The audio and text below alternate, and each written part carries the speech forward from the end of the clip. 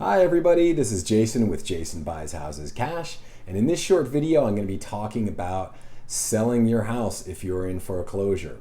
I'm a real estate investor in Central Texas, and we get people selling their house all the time who are in foreclosure.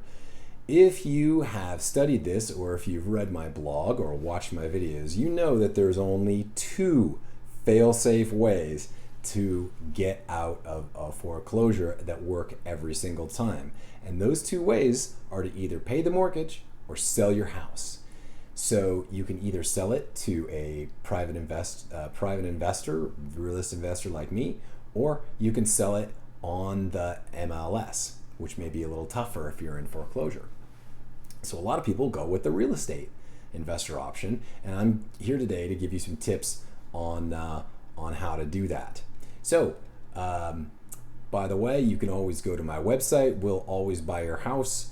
Jason Buys Houses Cash should be somewhere on this thing, or call the number and we'll just help you out any way we can. Okay? So here's the tips on dealing with the bank. One, you got to over communicate with them. Every time you do something, mail them something, call them, let them know. Especially if you're selling the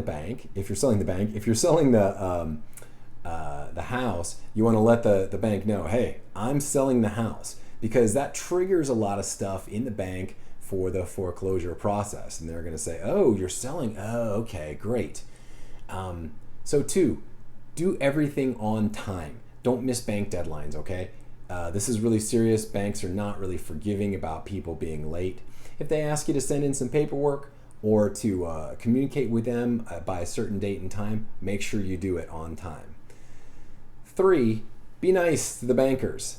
So I know it's really frustrating talking to people, especially when the banks want to take your house away. But remember that the person on the other end of the phone, they didn't make the decision to foreclose on you. It's a decision made in some computer database somewhere, and they're just reading off a computer screen. They have to do their job, and they can make it a lot more easy on you if you are nice to them, but they can also make it a lot worse on you if you're mean to them too. So if you lose your temper, try not to do that. Be nice to them and realize they're just trying to do their job. Four, keep very careful records of your communications with the bank.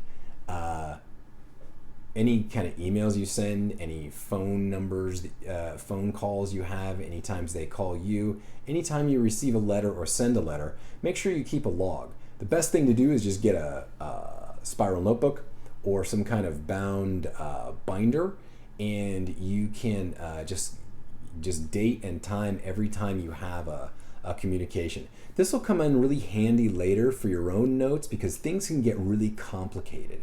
Write down what anybody said, who you talked to, what you mailed, and the names of the forms. There's a lot of different names for forms, and a lot of times you're gonna forget what they are. Trust me, because there's a lot of them. Okay.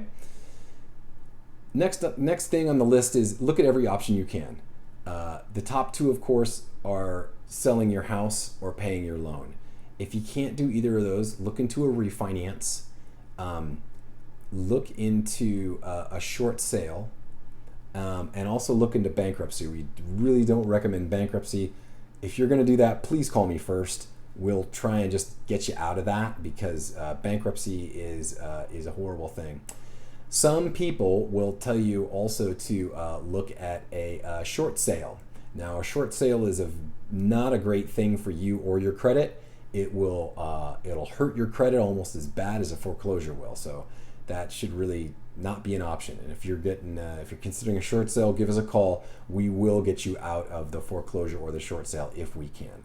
And the last thing to do is, like I always say, act right now.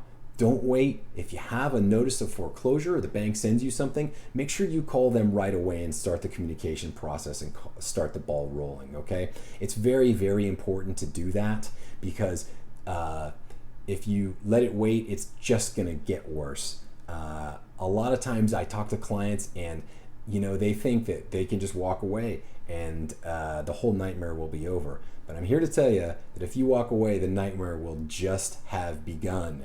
The bank will come after you in many different ways. They'll sue you, they'll garnish your wages, etc., etc. So sell your house or pay the mortgage. If you need to sell your house, give me a call. My number's listed right there, and we will help you out as best we can, okay? Good luck. Get the ball rolling. Start right away. See ya.